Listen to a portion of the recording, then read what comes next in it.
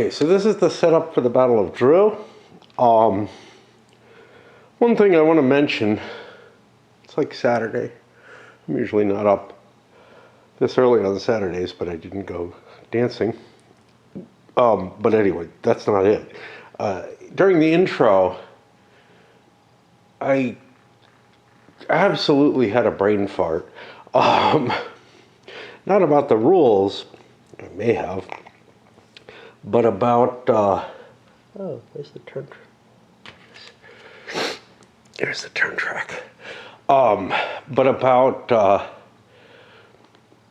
when this game is set in the Wars of Religion, you know, the fact that I looked at the date and I'm like, oh, 1562, this is after most of the others.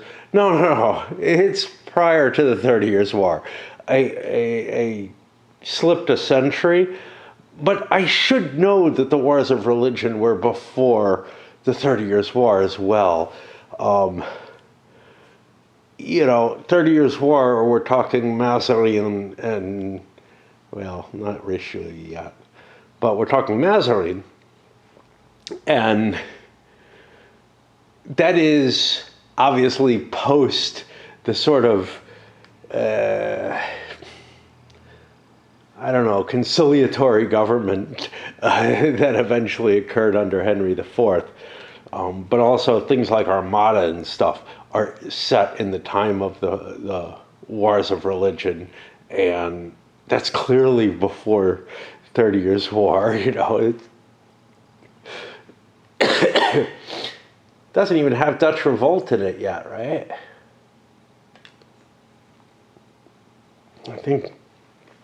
I think because the Spaniards are using their Dutch troops to support the wars. Anyway, let's look to see what we got here.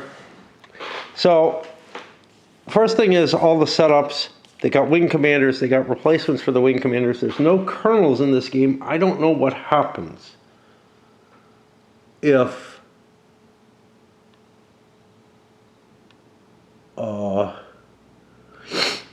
you go through the wing commander and his replacement. There's no rule for that. Okay, special rules for this battle. There's a windmill and roads, which have no effect on the game. Okay, windmill's over there. That's fine. Edge of the map for routes. The Royal Army is north. The Protestant Army is the south. North is this way. Okay, fair enough. They're what they look to be. It's just nobody's retreating off here, even though that wing is coming in there. Secession within the triumvirate. What? The avant-garde of the Royal Army can only be activated when one of... That's this, I believe. Yeah. Can only be activated when one of the following conditions has been met. The Army's units can, however, react normally. In addition, the units of the avant-garde of the Royal Army are not counted towards the required actions dictated by the orders of the wings of the Protestant Army.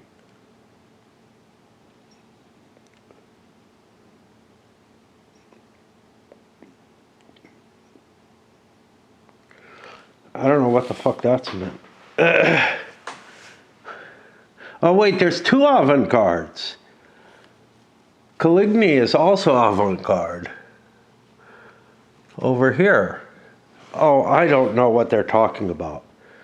The avant-garde of the Royal Army, that's this, cannot be activated until the Army's units can, however, react normally. In addition, the units of the avant-garde of the Royal Army, Royal, are not counted towards the required actions dictated by the orders of the wings of the Protestant Army.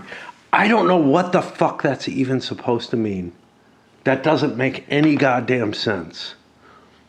Conditions. At the beginning of each turn, the player controlling the Royals rolls a d10 and consults this die roll here. If the result of the die is within the range indicated, the condition is met. Okay.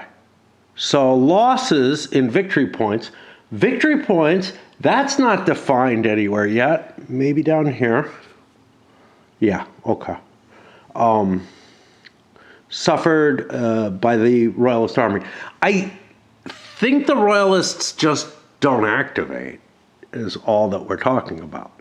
And the units are not counted towards the required actions dictated by the orders of the wings of the Protestant army. That just doesn't even,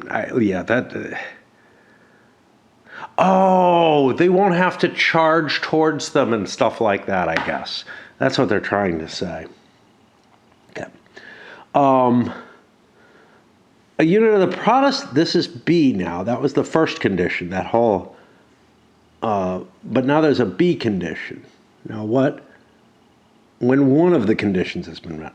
A unit of the Protestant army is located 3 hexagons or fewer from a unit of the avant-garde of the Royal Army at the end of the activation of this wing. This condition is met at the beginning of the following turn, or for the following turn. When one of these conditions is met, or at the latest at the beginning of turn 7, the player of the Royalist army reveals the order of his avant-garde, and this special rule is no longer in effect. So you've got a secret order for the avant-garde that you have no idea what it actually, like, the opponent has no idea what it's going to do. Wow, that's kind of fucked up. Victory conditions. At the end of 12 turns, victory goes to the camp with the most points. Each camp wins VPs, 1 per enemy unit with morale 7 or less that's eliminated, 2 for morale 8, N for an enemy commander eliminated, which is his command value. Double units count as twice as many points. Okay, Cav is less valuable in this. If you recall, musket and pike was like, and again, 1 point each, was like 10 points each, the same as double units. Obviously, the Cav might have higher morale, but it might not. All right, as soon as I finally get those fucking lances on the board, we're ready to start. Let's do a little bit of an investigation of what we actually have on the field. Villages are nasty to go into. And this hex gets a -2 DRM for fire on his opponent. I guess that's defensive, being inside. A unit in defense of hex benefits from a -1 in melee. No, I think the -2 die roll modifier for fire on his opponent, your fire is going to be broken up coming out of there. And you get no defensive bonus except in melee. Looks like villages are bad to be in. Woods. Well, now wait, we have hedge.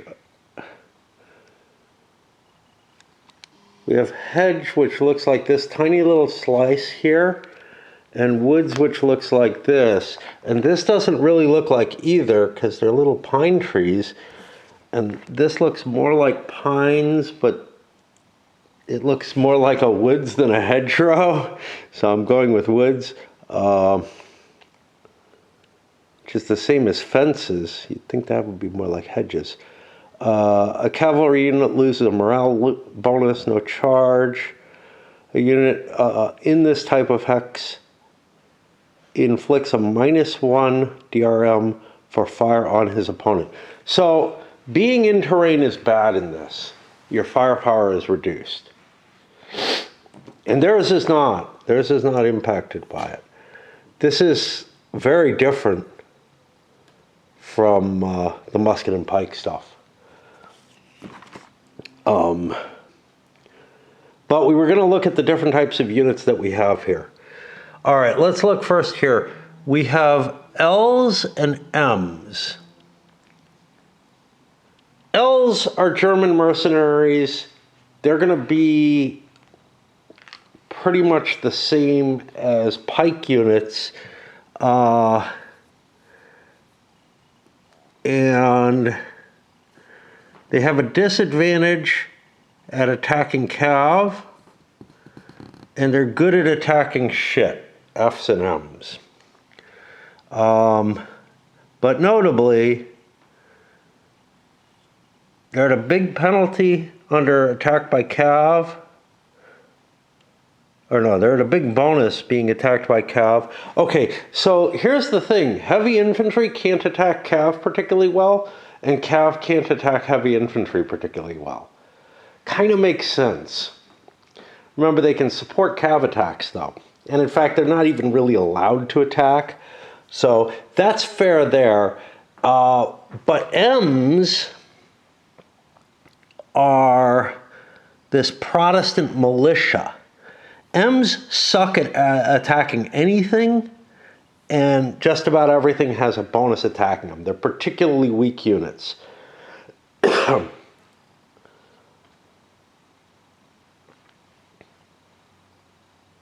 Now I'm left with the who's able to shoot. Well, things with a firepower value is what my guess is. So like readers have a firepower value. This is a nice differential. So in musket and pike, cav just have pistols, whatever that is. Even arquebusiers do. But here the readers actually have some. Now there's rules, and I can't remember them, that prevent you from attacking in melee in all cases or something. Here we got the rules on the G or C type. Okay. Yeah, but the cuirassiers have swords. But somewhere or another it tells me I can't attack with certain types of units in melee. Infantry can never attack cavalry. E-type units cannot attack an infantry unit in melee unless it's broken or type M. Okay. All right, we got that then. Let's keep looking at what we've got on the board. I guess. All right. So we've got the L's and M's here. We have R's, which are readers, which have a firepower value and will suck in attacking, is my guess. They can fight arquebusiers and E's pretty well. What the fuck are E's? 200 to 300 soldiers armed with light lances, without armor, and on light horses. Well, they're not meant to stand up in line of battle, that's for sure. Anyway, the R's are pretty bad at melee against anything. So that is suitable. And on defense, again, they're kind of bad, I guess. We got the G's, which are the gendarmes, which, okay, we're all French, so that's fair, which are okay in attack, but again, they don't do well against infantry. But then when we look at them, they're relatively defensible. Like infantry doesn't do well against them, again. Okay. And any other special types stuck in there? That appears to be the Protestant. Oh, wait, we got an M. An M is a shitty firepower unit. They're the Protestant militia things. Okay, more G's here, and I've got the lances under them. We got F's. Is that the old style? Yeah, that's the French old style legions. On attack, they're pretty shitty against anything. They're not terrible, but they've got a minus against most things. And then in defense, the better infantry is going to get a bonus against them, but the cav still doesn't do well. There's a red 0 here. These are the attacks that can only be done if the infantry is broken. Okay. And then the Swiss are going to be pretty good across the board, I'm guessing. On attack, I mean, they don't suffer a penalty except against cav. defense. They deal out penalties against a bunch of stuff, but not all that much. They don't look as impressive as I thought they would be. Anything here? We got L's here. L's we already covered up there. We got the F's. We got T's. T's are the tercios. Those should be about equal to the Swiss. In fact, if we look at the lines here, tercios and Swiss are the same here. And I actually don't think there's a difference between them because they both have special rules. Oh, wait, the Swiss have a little shield around them. I thought the tercios and the Swiss were the special rules that they were able to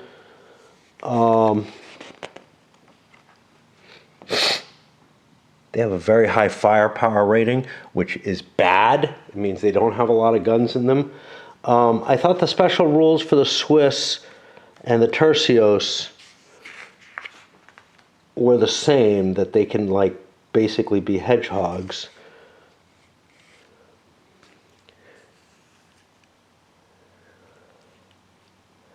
S and L's hate each other. What are L's again? Those are the Germans. Okay, they're kind of colored different here. They get kind of a yellowish thing. I don't know. Like, there were shields put on things to remind you that there are special rules. And we have the hereditary enemies rule. And somewhere or another, there's like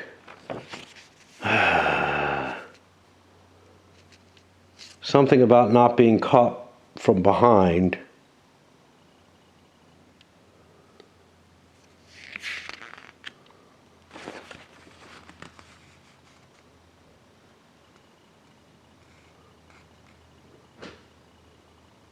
I don't know where the fuck that's going to be.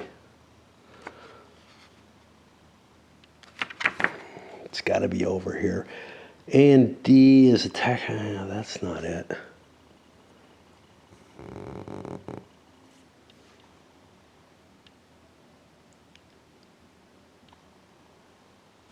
I feel like there should be something there. Maybe buried in here elsewhere. It's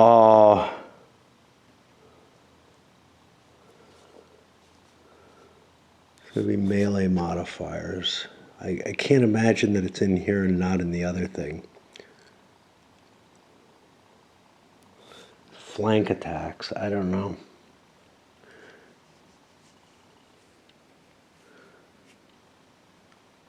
Well, I'm gonna keep looking. I'll turn this off because this is stupid. What about the shields? S, L, and R types have a marker on them to remind of special rules, hereditary enemies, and allied disengagement. L's and R's are allied disengagement and hereditary enemies. S is not either of those. And I still need to find the hedgehoggy rule. Under the facing rule, for melees, only an unbroken TL or S in defense is considered only to have frontal hexes. But I can't attack that way. So it's not like it's weird because I could attack through my frontal hexes, but we're going to deploy in kind of a hedgehog if we're hit from behind automatically, even though we could still attack from the front if like we want it. Gosh. I mean, it wouldn't matter if we're not being attacked from the back, so, because we wouldn't be able to do both attacks at once, probably.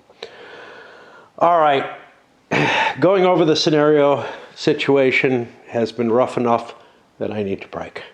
I don't like not having the historical orders, but here I feel like it's pretty easy to make my determination. The two Protestant wings are going to both be in charge. I'm going to represent these the way I used to. The fuck's that +2 there?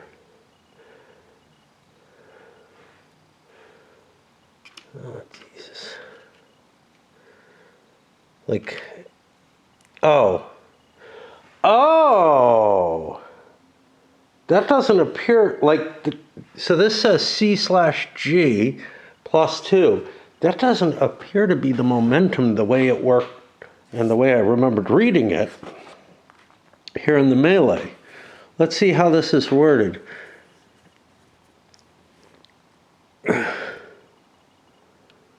Yeah, it's, the bonus is illustrated by a charge marker. Okay, that's not right. These are the momentum markers.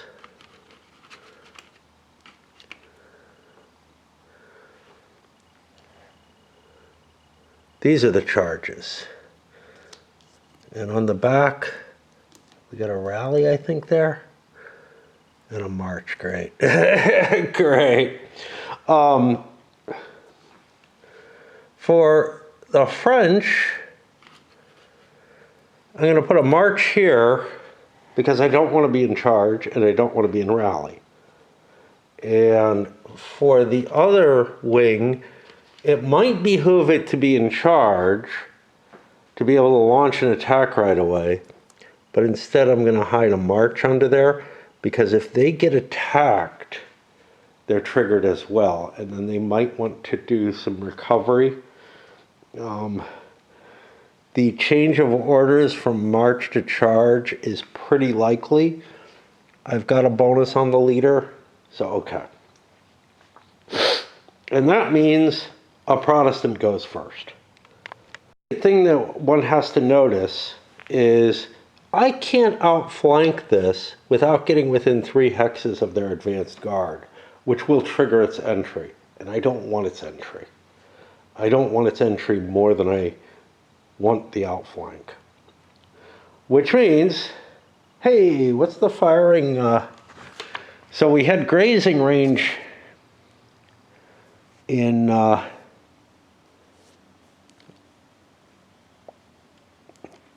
musket and pike.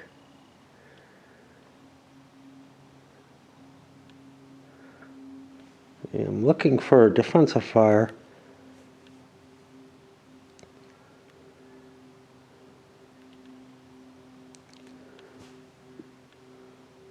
Okay, I'm guessing anywhere within 10 hexes of that artillery, you can get a defensive fire. I've got to be careful because defensive fire is something I didn't have to worry about too much in musket and pike.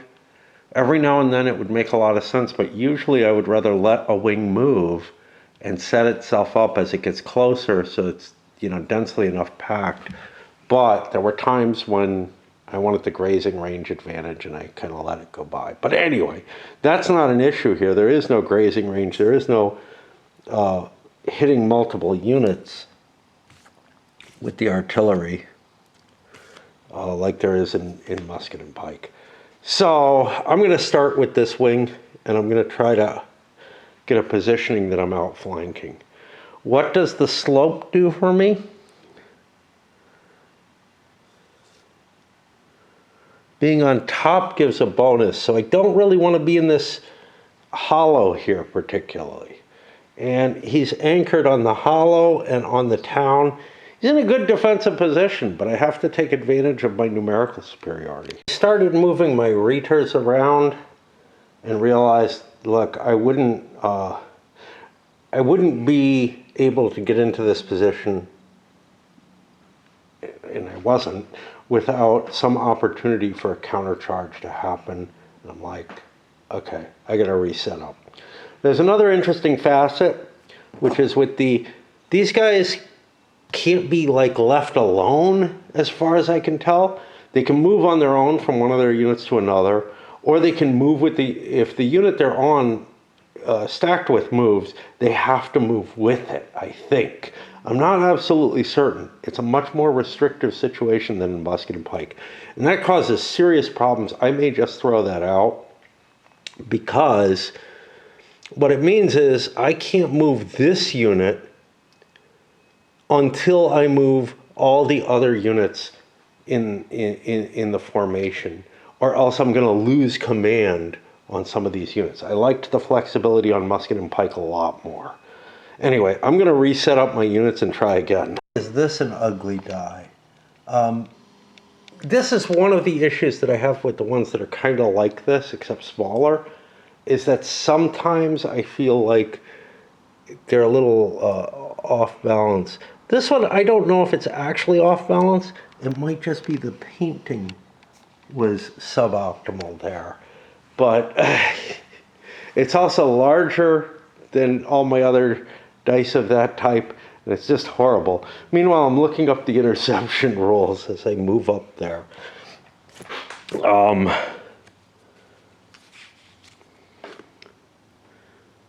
The interception zone. Tell me what the fucking interception zone is, right? It only matters for this. Why is it somewhere else?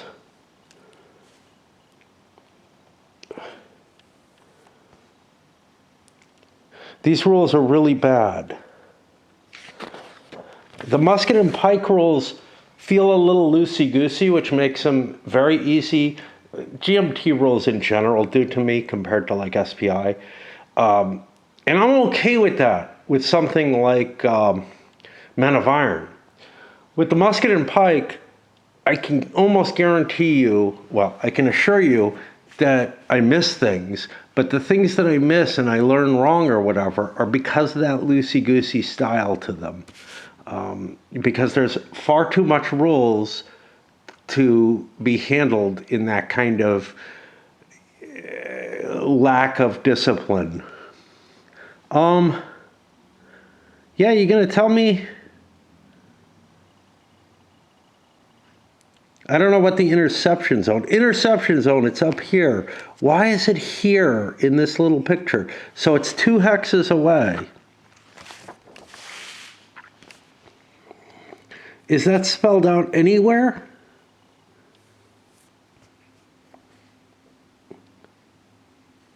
I think the only thing that spells it out is this picture. Now, I don't even look at fucking pictures. You know, this is not how you define, in a rule book that's mainly text, you don't define stuff by pictures. If the rule book is all by images and doesn't worry about putting any text in, that's fine. But pictures to me are not rules. They're examples and, you know, ways of presenting what the words are saying a little bit easier. Here it appears to be that the actual picture is the rule. Boy, that pisses me off. I may have been all right, because I don't know if, you know, in musket and pike, the interception range is 4. Here, it's 2.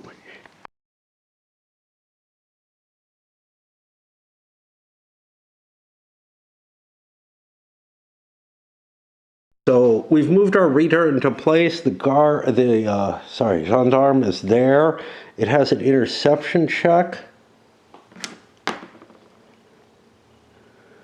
It is in March, so it needs a 3 or less. Now here we have the concept of a cavalry wing, which is not defined in this game. How about that? What's that supposed to mean?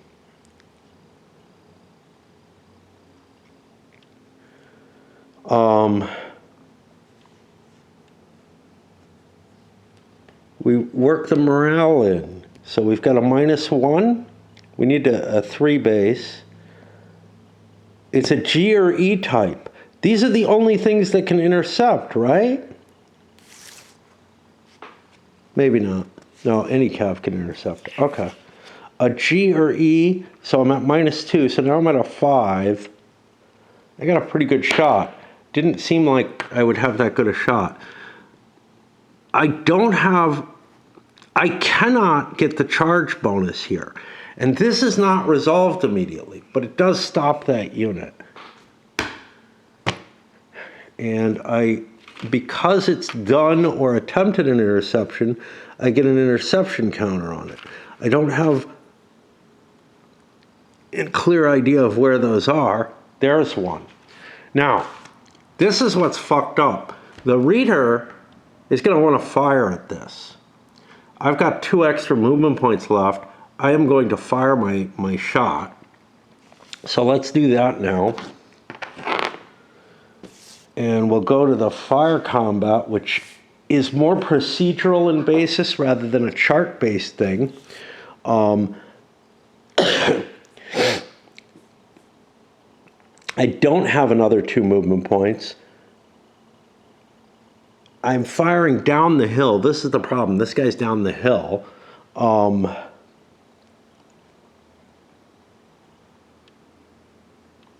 So I've got a fire value of 5. Let's look at what we've got here. I've got something.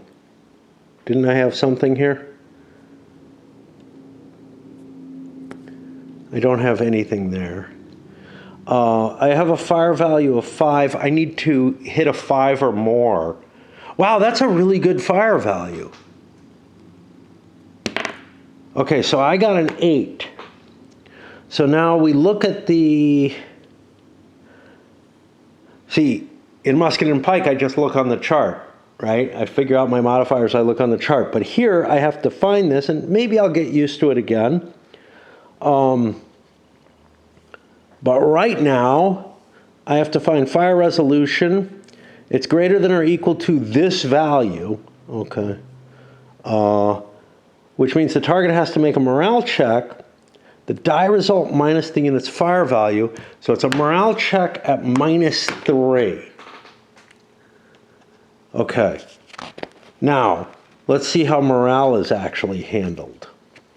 A morale test lowered by the command value, add the difference from the fire value, is less than or equal to the morale unit. The test is successful. So it's actually a +3 against an 8. I fail my morale, so I go down a level, and where are the different levels? That puts me into disorder, which actually flips my unit. And I'm at a lower morale. I'm hitting it from behind, from under, from a lower place, from a lower elevation. I don't believe the readers can attack that. We have some kind of restriction there. Well, we can find that here. So this is a reader. Oh yeah, it can attack. And I'd be attacking a gendarme at -2. The gendarme would be attacking the reader at 0. So I probably don't want that reader to hit the gendarme. It no longer has any charge bonus that it would have had, but that doesn't apply to all cav in this game. So I've moved a piece, not just a wing, but a piece. All right, we're not going to go into that detail, obviously, across the board, but I feel like this game is different enough in enough little ways that it doesn't quite feel like musket and pike. All right, it's got similar rules, but man, does it play out a little bit differently. I don't know when I went into that much detail. I may have early on in the This Accursed Civil War. Otherwise, you have to go way back for me to get into that much detail where I'm like really looking into one charging piece against the other. But anyway, let me move the rest of the wing. Gendarme had a fire value on it. It would get a response fire to what the reader did, but it doesn't. So I'm assuming it just can't fire. Another one around the flank. It didn't get a shot because it had to move too far, but this will support any kind of melee. I might actually do a melee with the raiders against that. But now I've moved this one up into this place where it's interceptable again, and I once again have to look up the whole orders. This is reminding me of things like Summer Storm.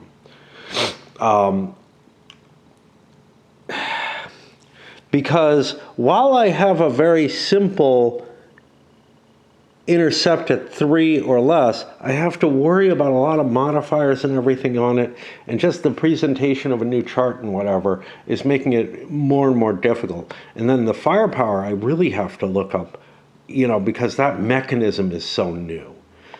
I don't know what to say about that. I don't think that's a horrible thing. I'm going to get used to it. But the problem is it would have been so much better if Hull had just made one set of rules, you know, instead of two separate. Now this isn't a game designed by Hull. He seems to have given up on this design, which again I think predates his first Musket and Pike. But people keep making these for Via Victis. I can't intercept off to the flanks or anything. I only have like this 3-hex zone.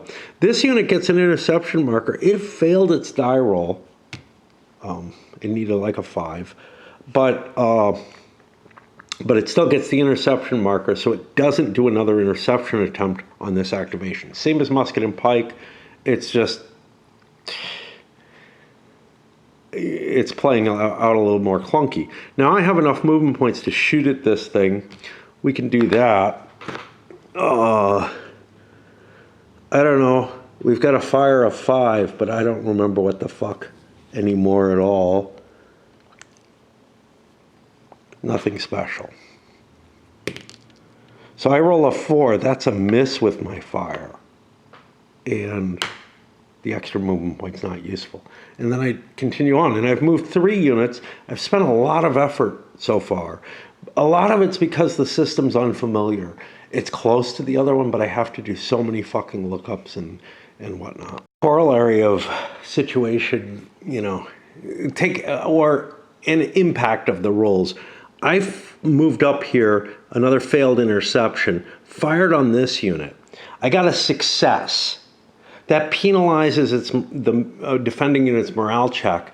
It got a success. That means nothing happened from the fire. So I'm rolling 2 dice for fire. Again, you know, the Musket and Pike handles casualties, which feel kind of weird in the game.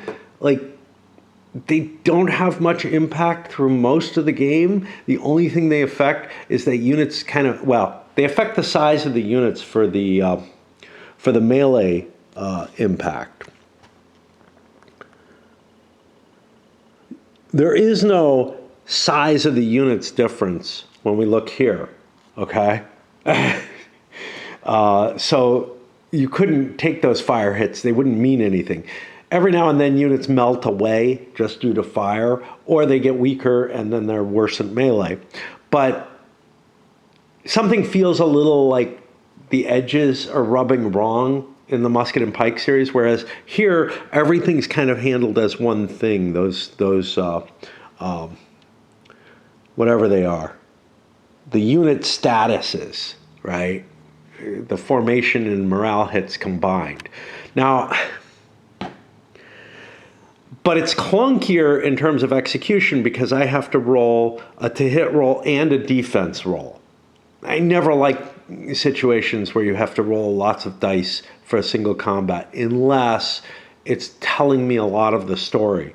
This isn't telling me a lot of the story, right? I'm thinking here, like, think about CWB where you have to roll a bunch of dice, right? You roll a to-hit roll, which determines what the effect is. You mark off that effect, you get a morale check, and you get a straggler check.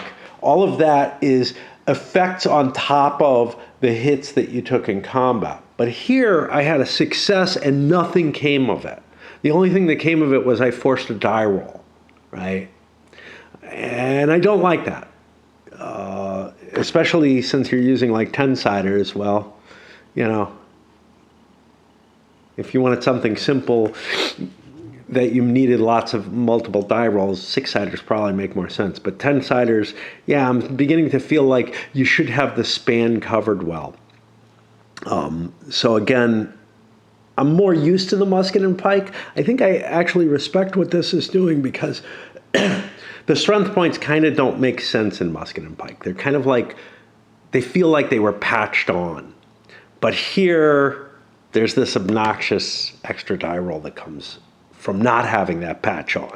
That's one thing, you know, game design, you're always making trade-offs and everything, and therefore, the negative side of the trade-off, the thing you're giving up, there's always something you can complain about, which is, you know, what I kind of do is I complain about stuff. You know, doesn't mean I'm not going to like it. right? I like musket and pike, even though it has that kind of grinding of the strength points up against, you know, morale states and whatnot. The way the rest of the system works. And I like it in spite of a rule book that burdens me with a lot of special cases in a very loosey-goosey sort of way.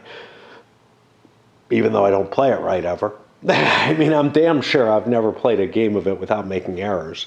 And many of them just throughout the whole game without realizing. Anyway, I got to change batteries. We'll get to the rest of this wing. This is eating me up, though, in terms of... I'm going into so much detail because the system is fucking, like, it's just not clicking for me in the same way. But that may be because I'm used to musket and pike now. The situation of games that are really, really close and similar in a lot of ways, but different in enough significant ways, being harder to move from one to the other, actually, than games that are just completely different. Because games that are completely different, you don't have the same expectations and the same kind of, you know, being ready to do X, Y, or Z. And I feel like you choose one or the other with this, right? You either choose to go with the musket and pike stuff or to go with this Vea Victis growth off of a slightly earlier and less polished system that Hull put together. And I don't feel like the effort. So I'm using the Saints in Armor as version 6 of the musket and pike rulebook. It's gone through a lot of revisions, a lot of tweaking, right? As we work our way forward. Whereas I feel like the Vea Victis got kind of frozen in a point in time by that first game. And yes, they tinkered with this to make it the War of Religions for the Avec, Infini, like that. But, and there are other games that are also based on the Hull design in Vea Victis. But again, I don't feel like it's more simple. I feel like it's just like kind of off at an angle to it or something. Yes, there are parts that are don't have as much information. So like not having the split between formation and morale and unit strength. Okay, there's more detail in musket and pike, but I really don't feel like the flow of this makes it a simpler game. Again, though, the rules are shorter, but I don't feel like they've tried to. If you look at the old This Accursed Civil War, or the early Swedish one that was, I think, even before that, they're much shorter rules too. Part of what got us to 6.0 is nailing down the shit that wasn't that wasn't absolutely unambiguous. Right? And I prefer the older rules that don't have, and not only just nailing things down, but also adding special rules for different units, but also rules that apply kind of to all the battles, but were things that people brought up as in, hey, is that really the most realistic? So 6.0 gets very, very, I feel like tries to get very, very realistic, but I prefer the lighter play of the earlier ones without using the full rules. Even if they don't have all the bases covered, even if maybe they generate some weird results because they don't have those special rules in place. But this is in that kind of state, I feel, of that first kind of, maybe even an earlier state than This Accursed Civil War, because those earlier rules may have gone through more refinement and play testing and whatnot than was possible through Vea Victis for this earlier version of the system. Clearly, Hull decided on what ended up getting published in GMT. But again, it's like, it's not the same system. It's two games with similar systems. And I got the same argument with something like Great Battles of the American Civil War. But this doesn't claim on here to be musket and pike, okay?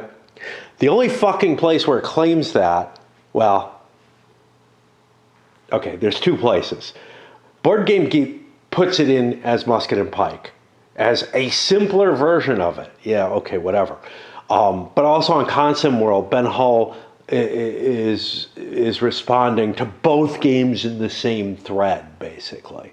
And yeah, I mean, yeah, maybe this is an earlier version of the system, but it really deserves its own treatment entirely. It should not be lumped in. It should be put in as it's related. And I'd say the same thing with Great Battles of the American Civil War. The very first version, the TSS and Stonewall type stuff, that's one game. The second incarnation of it that came out around 1980, a couple of years later, added refinements to that, more weapons types, better treatment of artillery units and whatnot. It feels like it's just, moving up to a different version of the rules. The third version with the fucking chit pull, that's no longer that game, right? Even if it uses everything else exactly the same, it's not the same game. It's a different system in a lot of ways. Although they are completely backwards compatible, but like I'd argue, Line of Battle and CWB, well, CWB RSS are as well. Anyway, in the case of the GBACW, I feel like Berg was trying to re-release games with a lot of the same system, but with this little, let's throw some chip pull in, in addition. And let's not change the name of the system because people like that.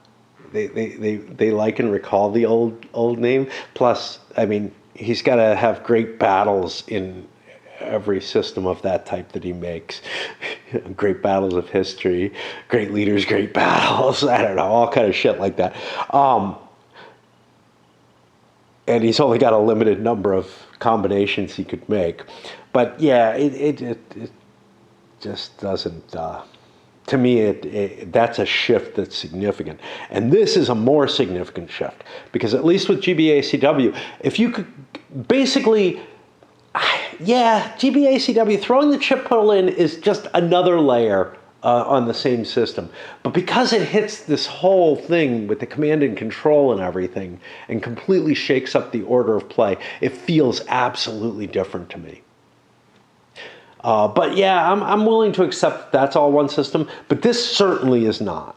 And it should have its own entry, not be under the musket and pike entry on BGG. I would argue is a different system is the Great Battles of History, the light set of rules to that.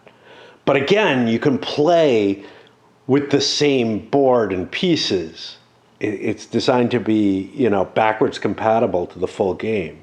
You don't need all the pieces. This uses different components. It really does.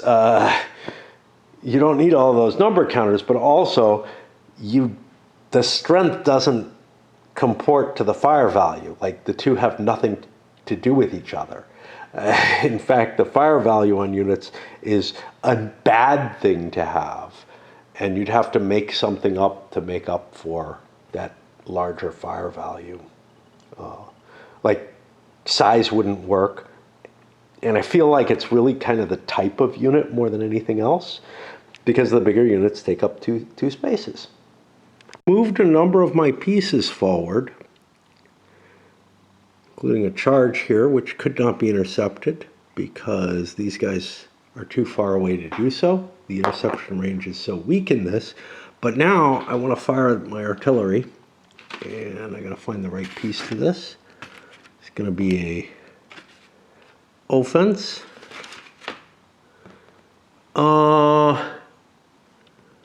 What is that number? That's the morale number on it. Okay.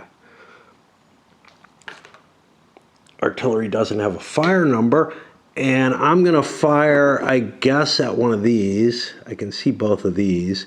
They're at range 9. 9 gives me a 9 or more to hit.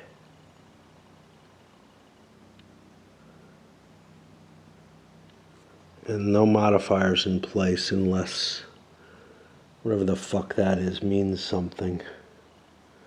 Doesn't appear to. Might be gardens or something like that. Well, there is no more than a 9. I don't have much chance, you know, I get an 8. That didn't work. But if I'm the one attacking, I'm not going to get another shot. Anyway, we get through to this guy now, and he's going to attempt to charge. He's probably going to be getting into interception range, though, because this fucker had to move out of the way to clear room for the gun, I guess. And now he doesn't have a good clear run. Interceptions here. Now, here we got a real big problem. I'm going to be moving forward with my units. I've got to do this one first. 1, 2, 3, 4. Got to do this one next, but I got to leave room. 1, 2, 3, 4. Now I have to move this one. See, and this is, I would much rather move them in line and whatever and leave the commander behind. 1, 2, 3, 4. This goes here. Now, I could continue moving my commander forward, which might be worthwhile because I'm under all kind of limitations if I'm out of command, whereas these guys can get back in command now. See, I'm not checking their command status yet, and I can activate these and then activate these, but I think I want to activate the front first. 6, 7, 8, 9. We'll put him here. Oh, no, these guys are in command. Because 3 hexes to one of these and 2 to this. Okay, that's all good. What's not good is the artillery's not in command. It can't offensively fire if it's out of command. Now, I don't like that at all. It's not allowed to ever move. It feels like a hole in the system. Maybe I'm missing something. I'll look it up. But it feels like a definite hole. But before I do that, well, yeah, I might as well. And then we'll resolve the combats here. Anything under the command rules having anything to do with artillery being exempted from it, like they are in musket and pike. And when I go to the artillery fire, which is somewhere under fire, my eyes aren't working very well. There we go. Here we go. It does not need to be in command. Cool. Because that should be repeated in the command rules, right? I feel like it needs to be in both places, but the fact that it's in one helps a lot. Yeah, that would be a serious mistake if they couldn't. Okay, now we go on to melees, and the first thing that happens is the Protestants declare any melees they want. I might want to make this one. I want to make one with him, but that could get disrupted by one of these two, which means I may want to make this shitty attack as kind of a soak-off. And then here I'm just fucked. Like, the defender is going to get his lance in first. So this was kind of a mistake to charge up there where I could be intercepted, but I was hoping maybe I didn't get intercepted and got to hit one of those 2 units beforehand. So I guess the big question is, do I want to attack here and do I want to do an interception? Interception, a soak-off. And as my friend Clambo would say, let's test out the combat system. Okay, we're going to launch an attack from these 3 on this unit. That means it doesn't get any kind of attack that it can make. We're going to make an attack on this to prevent it from hitting this. We're going to make an attack here. And here we're going to declare an attack on one of those two. But then the other one of those two gets to declare an attack back. I can take these interceptions off. They're not serving any purpose right now. So let's say I'm attacking this one. This one gets to attack first. It comes in with its lance. And what do? We are G's versus G's, which is a 0. His lance is simply broken because he defended.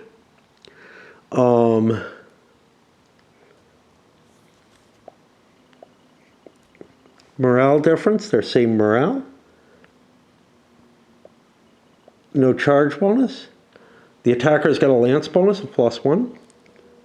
He has no supporting unit. I can't attack with this because I'm being attacked. And I have no terrain in effect. So I am at a +1 on the melee attack table. And this is simple, I hope. I roll a 6, goes to a 7. The attacker takes 1, which means he loses his lance as well, and is like that. The defender takes 1 and retreats 1. Fall back there. Advances, I don't remember. I think some of them require an advance.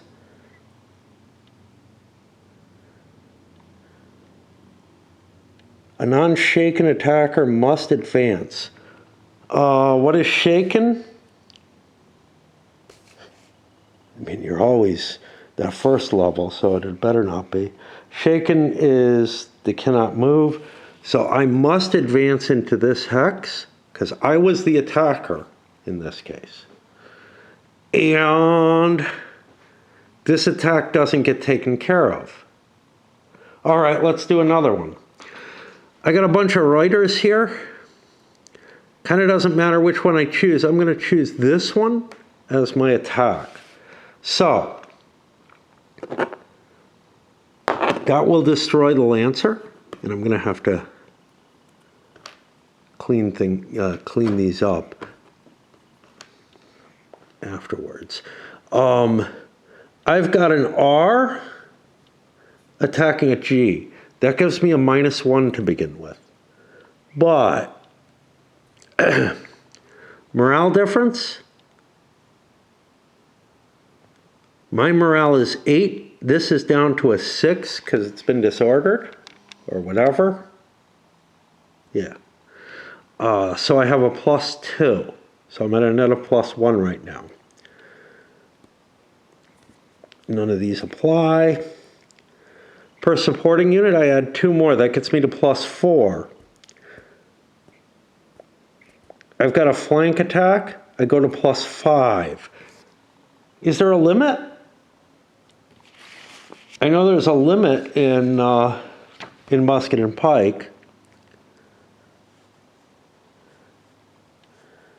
And here I have to look at this whole wall of text to see what's going on here. They're cumulative and as follows. I don't see a limit. So I think I have a +5 to the die roll, which is rather heavy. That means that you're going to hit, higher up. So one of the nice things about musket and pike is you can always lose a melee combat. But here, I think that's not the case. I mean, I'm at +5. I'm going to get a win no matter what. Should I put that +4 limit in place? No, I don't think so. I'm throwing a lot of troops at him. But it does change the nature of the game. Okay, I get an A1. Does that apply to everyone? Or just the lead unit? Fucked if I know. This gets a D1, which is going to drop it from disorder to shaken.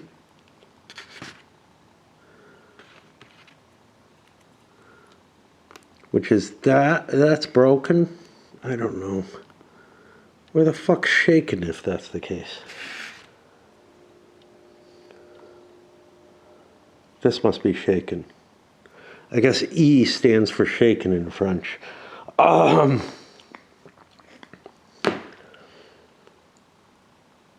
we were at 7, and it has a retreat 2. Now, I wouldn't be allowed to retreat because I'm being, like, all of these are attacking me. Normally, it's only one unit that attacks you in musket and pike. I wouldn't be allowed to retreat through an attacking unit zone. I don't know if there's that restriction either. So we got to do a couple of lookups here. Do all the attackers get disordered by this? And disorder sounds worse than shaken to me. And does this have to roll a failed to retreat check because it's going through units that are attacking it? Oh, this unit is not attacking it. So no matter what, I think I can retreat through here. Now, if this had fire, which it does, it gets to reaction fire. Whoop, whoop, whoop.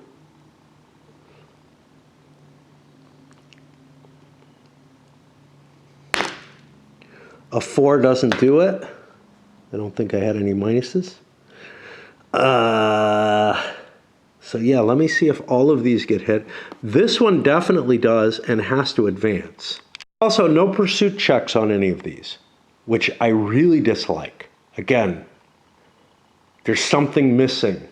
I want musket and pike rules for this game, as opposed, you know. I want the core of this game to work more like musket and pike, and I'm just not as happy with this system right now. This isn't absolutely clear here. Over here they say several hexes can attack the same hex. The attack chooses the head unit. The others are supporting. The head unit is used to calculate melee modifiers. The supporting units only add the modifiers for flank and rear attacks for multiple attackers and possibly a charge or commander bonus. An infantry can support a cavalry unit that is a head unit. Blah, blah, blah. The head unit will be the one to advance after combat if necessary. None of this says anything about who takes the damage. So let's go to results. So it refers to attacker and defender. The number indicates the units were units is singular. Reduction of morale level, and the number after its R is the number of hexes of retreat. First apply the reductions in morale level, then the retreats of the defender, and then those, which is plural,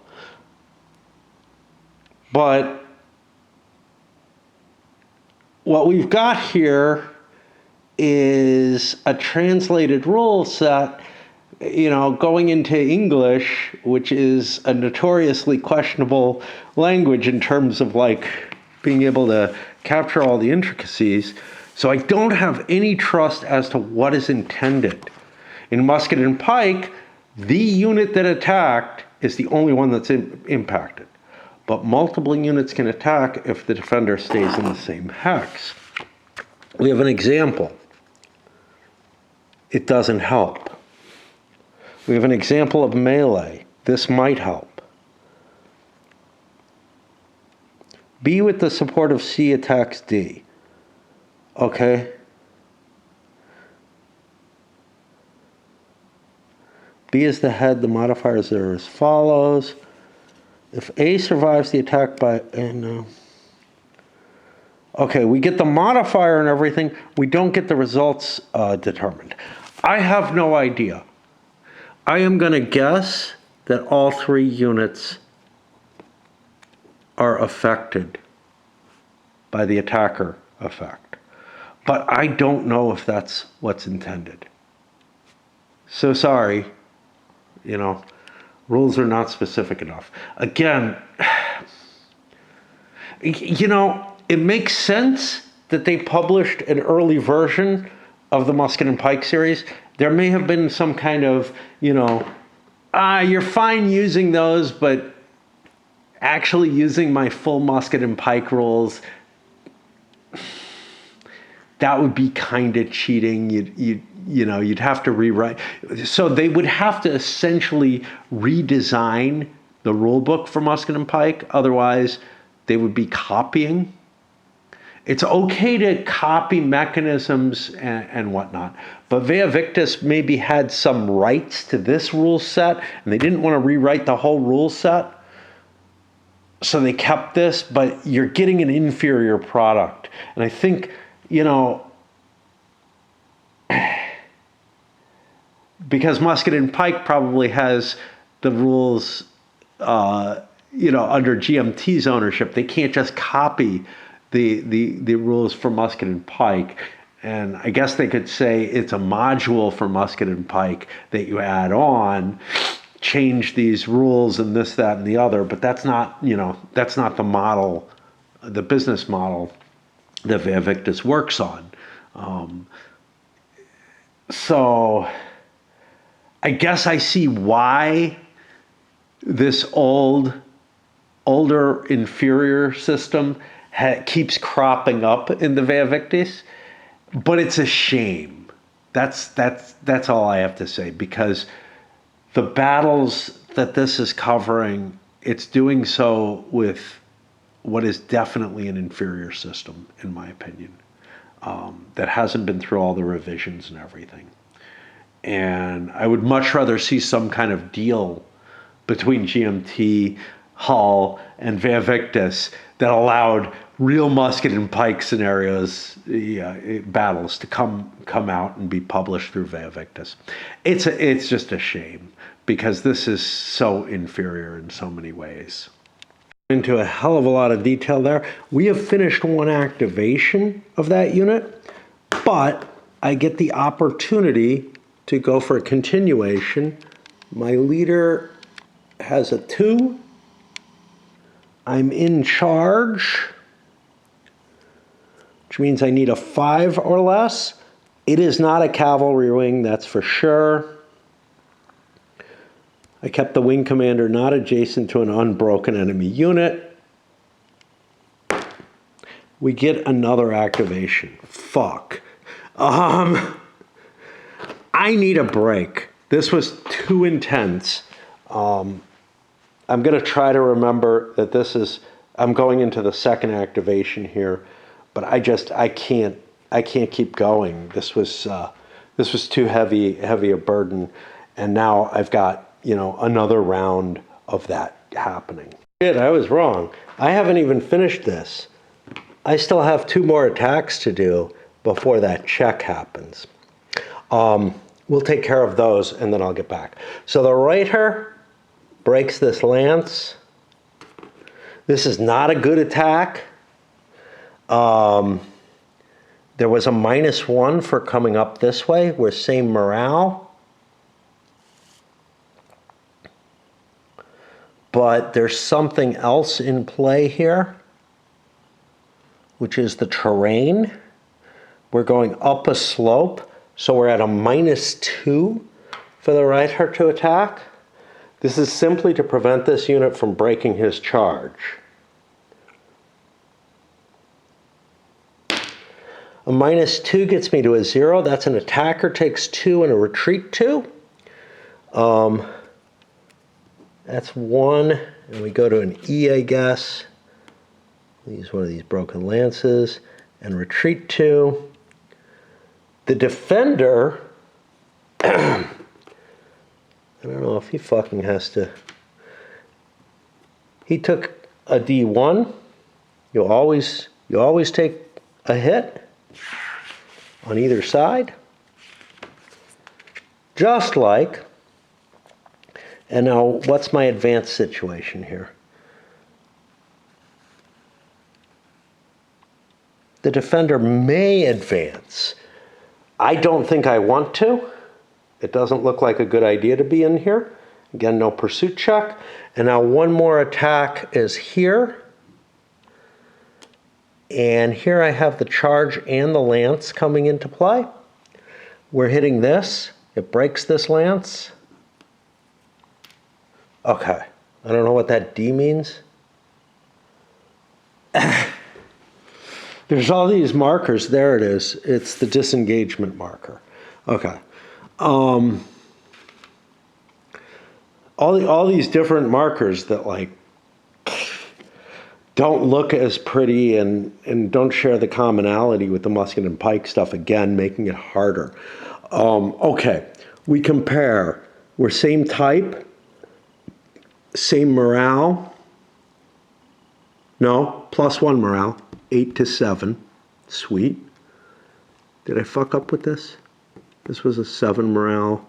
I bet you that rider was an 8. Hit a +1 instead of 0. I would have been at 1, which means 1 less hit on this. Okay. Which isn't that bad a result, right? I just bounced off him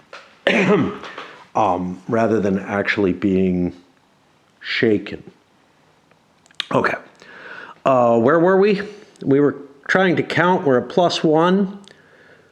We got a +2 charge bonus. We're at +3. We have a lance +4. And that's pretty good, you know, given everything. And now we go on the melee table at +4. That would be the maximum in musket and pike. We get a 10, which is big, but not big enough to destroy him. Of course, we are knocked out, and they are going to be D3. 1 to disorder, shaken, broken. What does broken look like? Broken is the back of a shaken marker. But they're not all that way. That's this unit. And then he takes an R2. 1, 2. Could just go through the village, I guess.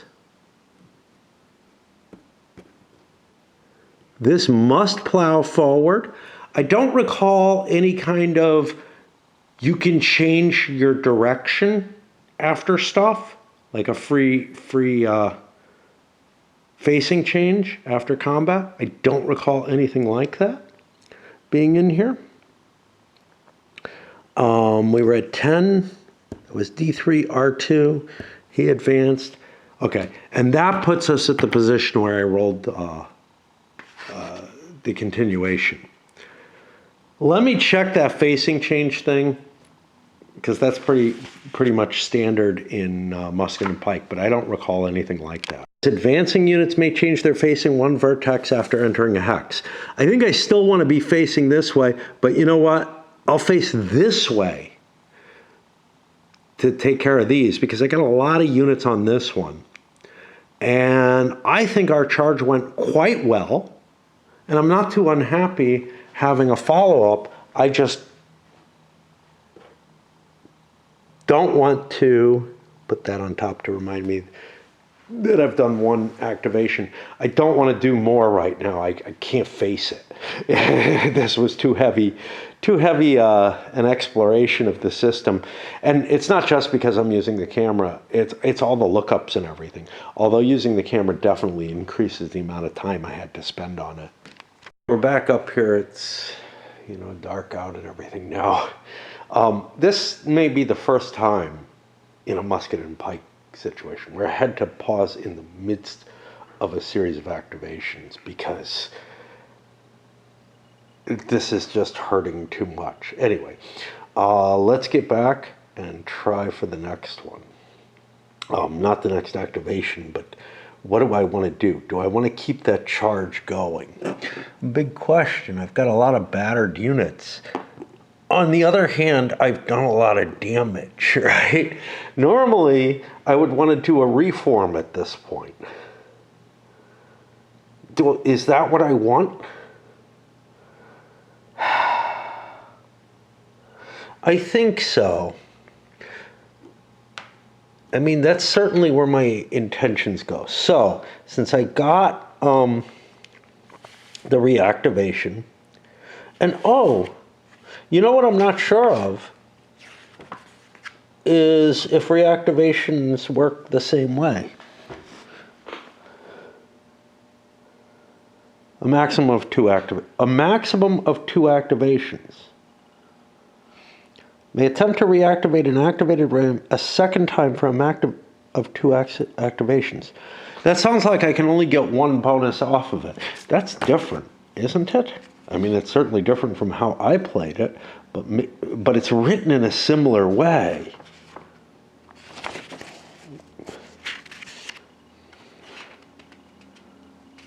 It's going to be here. The attempt to, a wing can continue up to 2 times for a total of 3 activations. See, this is written differently. It's 2 continuations, 3 activations. Here, it's a maximum of 2 activations.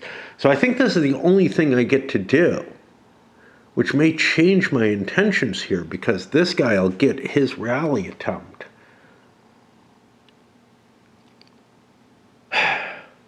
Regardless of what I do. So do I want to take advantage of my current situation?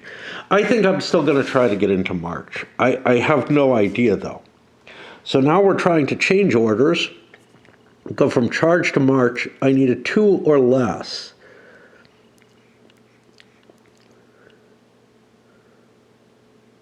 I don't have this penalty. I'm not a cavalry wing.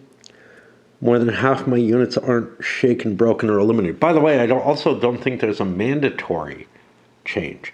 So we'll see if I get into March. Otherwise, I'm stuck in charge. A 0 is less than 2. They are zeros in this. So we flip to March. And now I can't move adjacent to the enemy anymore. But I can do other things. Now, these will remain in command if I move, or I can move them. But I got a problem where I can't move this until I get him off of it. Fuck, I hate that roll. You don't know how much I hate it. I'm going to go here. That allows me to rally this unit automatically. And these two have to make morale checks. Morale of 7 with a +2 is a 9. I'm going to automatically be able to rally both of these as well. This one can't rally. I guess I'll just turn him. This one's fine where he is. This one's fine where he is. I mean, he's not happy. This can't do much.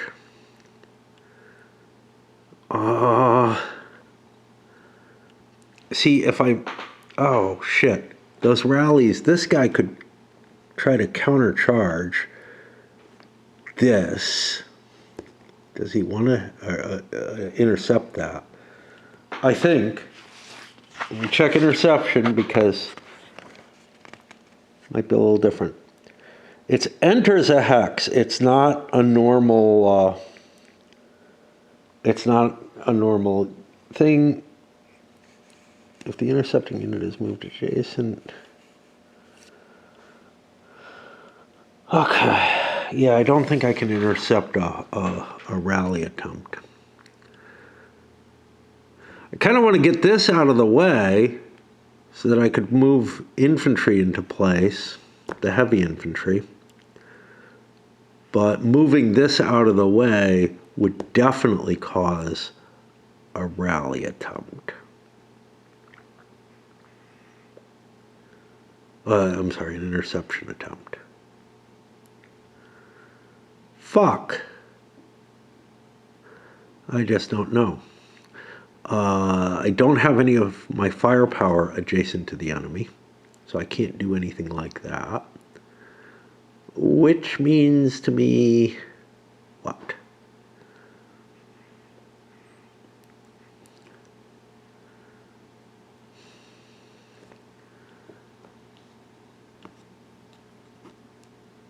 That's not movement into a hex, but I'm not allowed to just back up in this one. Fuck. I don't know. Do we chance that charge? I really don't know. I don't want to chance the charge. 1, 2, 1, 2, 1, 2. He actually could be charged. I don't really want to intercept that infantry. And we've used our offensive fire, so we can't use that again. Not that we're going to get another fire with him. So that's where we're going to go. And now we take a look. This is, okay, we're going to attack here. Question is, do we want to attack here?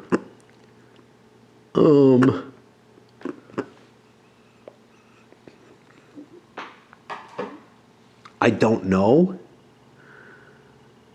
I think so because we don't want him using his lances against us. I'll come back after I resolve the fights. Attack went well for the Protestants. We bounced off this, did a little damage to it, whatever. And here we hurt the French unit, but we took a broken. In either case, there could be an advance. However, this gun gets to fire defensive fire as I cross into its range at 3. So we look at that, I need a 4 or more. I'm firing a cav. That gives me a -2, but I'm hitting a flank. Makes it -1. Defensive fire on cavalry. -2 again. And I'm at 3 hexes, so I needed a 4. -2, I think I said, so I need a 6. I don't get it. And that, I think, is the end of his possible activation. We flip the leader over. Now let's take a look at this. What we have here is this little dot instead of a movement allowance. This feels so much less. It's still got a fucking picture and everything. So much less effective at giving the information than the big F for finished on the back of the musket and pike ones. Again, I feel like although there's some places where they made better decisions about the information on the counters, there are others where they made worse, you know? Like the dots often they look like the horse's hooves look kind of like the dots, and sometimes men's hooves do too. It's just an issue in place. Anyway, that's the end of one activation and its continuation. And now we'll go to the charge here, but I want to break again because this game is just taxing me so much. So let's see if we can get another wing out of the way. Looking at the scenario.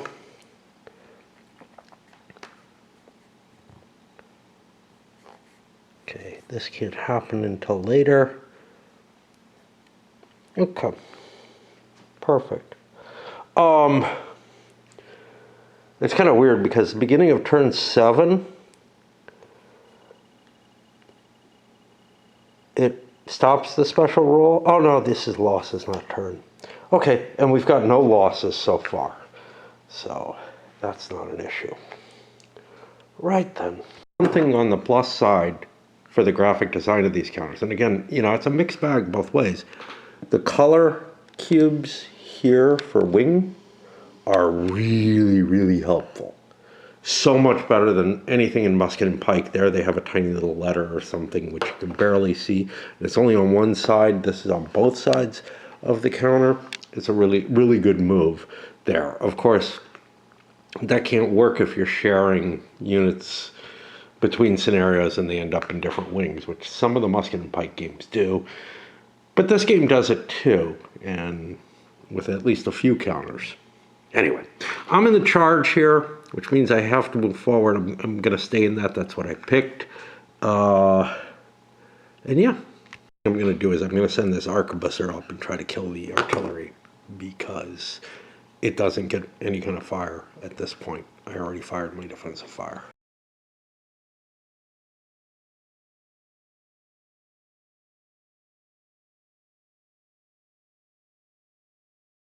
Fire from this didn't do anything. Most of my units are gendarmes. I'm trying to divert them to hit either the Fs or the cav that's over here. Whereas I've got a fair amount of retars up here on this wing, or on this side of the wing, that I'm putting to deal with the Swiss to whatever extent I can. However, during the melee phase, I get to attack this. I'm going to just defeat it, but there is fire coming in from the F and the S. The S doesn't have a lot of firepower. It's got a huge number there, but the F is pretty reasonable. It might hurt me. Continuation. There seems to only be one continuation in this game by my reading, and launched a bunch of charges along here. This one got hit by those F units and has a, I don't know what it is called, disorder on it, but it can still attack. It's just at a lower morale and whatnot, which it's probably going to want to do. It's charging with lances. It's the time to do it. Now, with this guy, I've got a command issue, which means, see, these guys were in command when I launched them, but this guy isn't. So I have to move forward 1, 2, 3, 4, and that puts me in range to, and these are screening my advance, in range so that now I can order fire from him, because if he's out of command, I think he's not, well, he's not allowed to fire except defensively. And I think he can't even stay in the hex. So I had to move the leader first, and I might as well move the infantry up with him, providing me with a stable platform for these guys. Hit on him, but he succeeded in his morale check. He's a good unit, but he gets to fire back with his mighty 8. This guy does not, but that 8 firepower gets to shoot back. It's at -1 due to defensive infantry fire. I only hit on a 9, but whatever. And I'll go to the Reiters, who I probably want to move up in order to shoot with, but the infantry might fuck them up. So I'm looking at Swiss attacking Reiters. No, they still don't really hurt. Interesting. And also 11.6A, it should be allowed, but I'm not sure it is. I seem to remember something about not being able to attack cav. 11.6A, infantry can never attack cavalry in melee unless I manage to shake it, or shake it, because then they don't have movement. This is a very interesting situation. Again, this does not exist in musket and pike. If you throw your infantry in front of, or if you throw your cavalry in front of the infantry, or if infantry catches up to cav and it doesn't run away, we don't have all that kind of reaction. Well, we do kind of have that reactive movement, so I don't know why it's that way. I guess the hexes seem bigger in this. They seem to be about the same size, but whatever. This game, when I move up into the hex with something, it gets shots with whatever's adjacent. Then if I fire at something, that portion gets to shoot back as well, so I get a lot of return fire coming in. It's fine if it's these shitty Swiss. I mean, they just don't have any firepower. But again, it's a different set of rules than the musket and pike, and works very differently. What happening here is kind of the carousel type operation, where I'm coming up, firing, moving away. But instead of explicitly doing it the way you do in musket and pike, here, maybe because you wouldn't have enough movement points to do it necessarily, we're just allowed to just sit out there outside of range of the infantry. It can't hit us. Of course, it can support an attack if there was anything close enough, but I was careful enough not to do that. All right, it's time to do the melees, and I'm declaring boom, boom. Kind of doesn't matter here. I'm not going to, oh, I am going to declare that. Might as well hit both of these units, see what we can do. Attack is a pretty cluttered one. Let's see what happens. First thing we do is we are Gs. I believe we're hitting Gs as well. So there's not going to be a modifier there. That ends up as a 0. But then we look through. Morale difference. All right, our morale is 8. Theirs is sort of 4. Oh, that's movement points, sorry. Sort of 7. But I've got this. So it's not 7 minus 2, it's 7 minus 1 because this is the cumulative effect. So it's a 6. So I've got plus 2 on my attack for this, for morale. I've got the charge bonus that puts me up to plus 4. I've got a lance that puts me up to plus 5. No support. So we're looking at a plus 5. And I mean, I might as well roll if I'm this close. So that's an 8. That'll be an attacker takes 1, defender takes 1, retreats 2. That 1 is going to break him. And there is room for him to retreat. I'm going to take some fire as I run through here. In this retreat, he managed to get a hit on him with the fire, with the -1 for Cav. This thing has a 7 morale, sorry, not -5, but -4. So it's got a 3 morale, and we make a quick check. If it takes a morale hit, it just disappears now. It does. And that's this unit. And this guy advanced. All his little markers and everything are gone. And a G dying doesn't mean anything special. Put that back there. And then we keep going. Let's do our first attack against infantry. We routed another one of those cav. Here, we're looking at G attacking F, I believe. Otherwise, it's probably not worth it. That gives us just a -1. Again, I don't know if the unit is static, yeah. So I've got a base of -1. Morale difference is +1. That cancels out the -1. Attacking commander value, no. Defending commander value, okay, I'm at -1 again. But I've got the 3 points for this. So now I'm at +2 net. And it's a double unit attacking. No, it is not. So I'm at +2 net, which is not bad. But I get a shitty 0, which means the attacker will take a retreat, but both sides take the formation hit. And I have a leader loss check, which does not take effect. A little uglier, but I want to take advantage of my lance and my charge. I've gotten shot, which I actually don't think I did that right. I think I put this in rather than just shaking him. Okay. So my morale is now equal. I've got a -1 for attacking the infantry, but I get +3 more, so I'm at +2 on this attack. Pretty much the same as the last one. Yeah, I think I put that E in there instead of, because it would only take 1 morale hit unless I got hit with 2 morale hits, which I don't think I did. But I get a shitty 2, so that puts me, what did I say? It looks like +2. That puts me again with the retreat, although both units get shot up. But now I get that E. I fall back. This goes like this. And my readers could attack, but they're shitty. They'd be getting a -2. They don't have charge bonuses. They can't get them. So it's really not what I want to do. I want to trade fire with those shitty Swiss.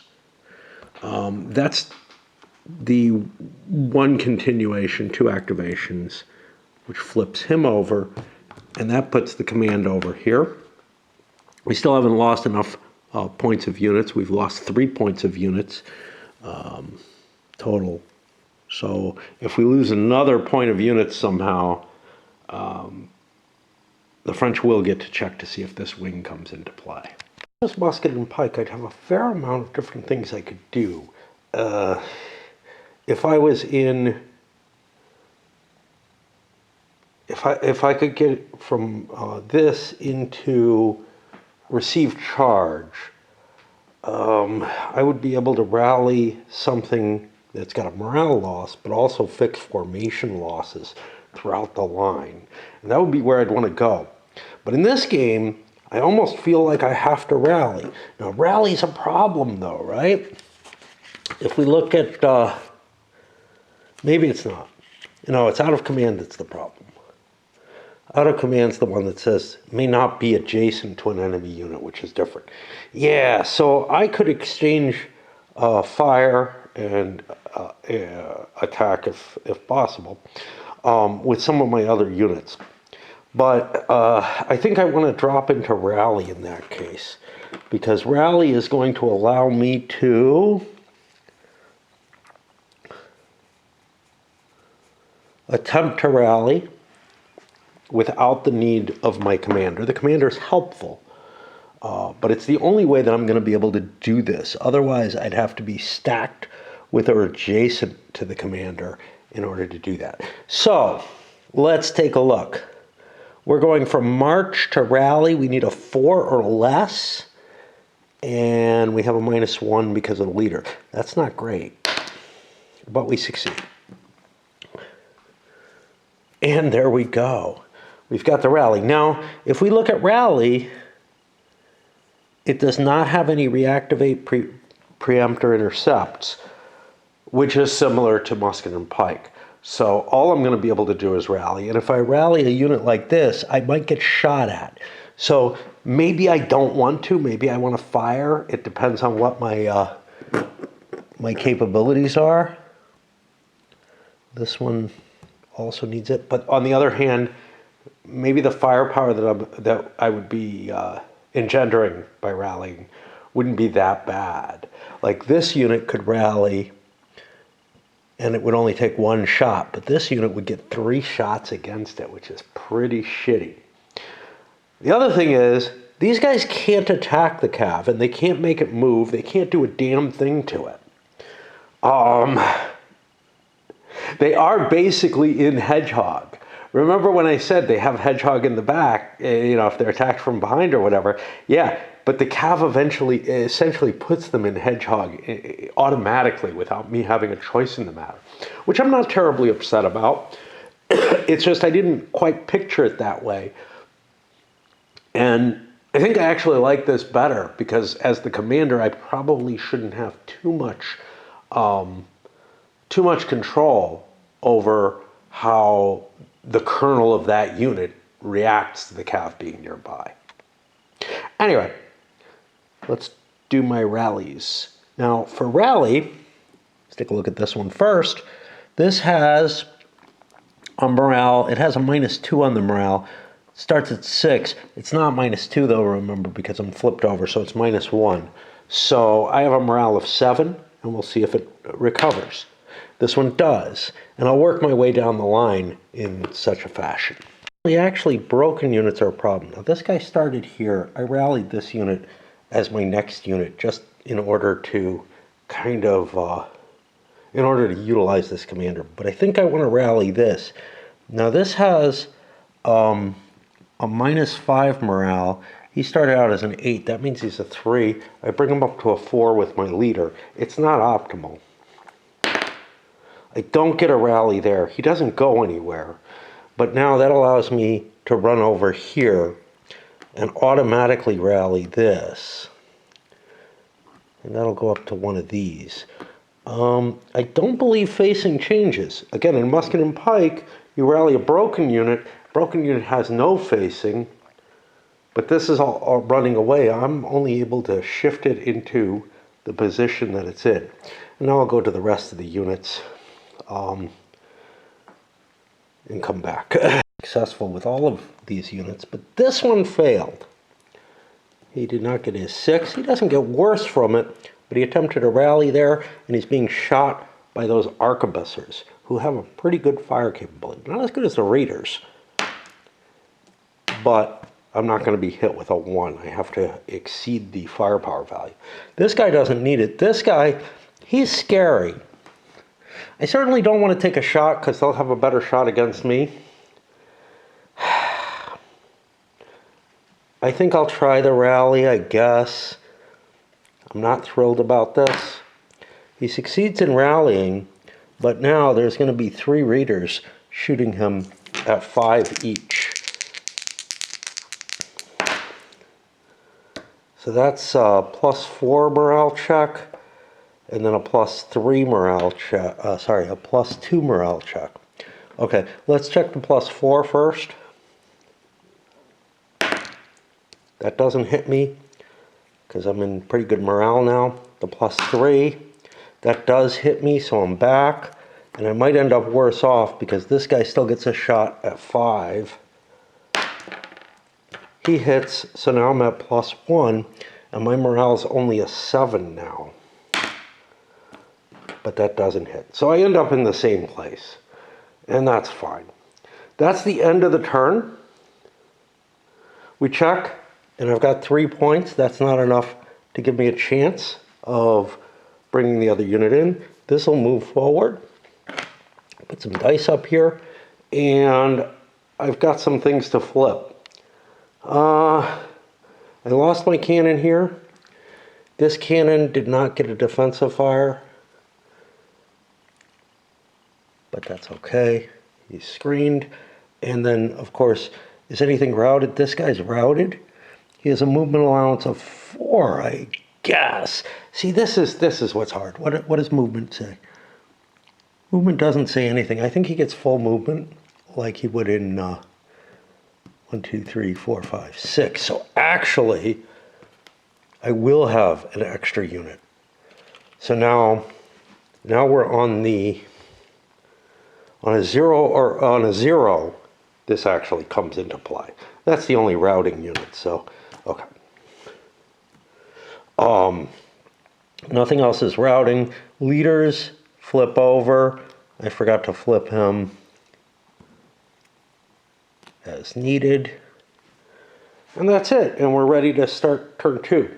I'm going to load this up because I went into a lot of detail, and then we'll probably play the rest of the battle like I do with the musket and pike ones without a lot of detail in them, but just reporting as to what happens. But yeah, you can see, I mean, look, the musket and pike system's cumbersome too. There's no question about that. I don't know if this is more so. It feels like it's a little bit more so. It feels a lot more so because of unfamiliarity. But I think even if we account for that, it feels a little bit more so. But that may be just that there's things that aren't as easy to look up, like the melee attacks. I don't know, this is a bigger chart. This isn't too bad. The fire attacks, I'm getting familiar and comfortable with them. So this system is not that painful for it. But mainly the presentation feels like the charts are a little tighter, the text is a little smaller, stuff like that, which does affect things. When I do have to make a rules lookup, I think it's a little harder to find, but there's less to remember. So I don't know. I think it is less complicated, but that doesn't necessarily equate to easier to play. Anyway, let's send this up.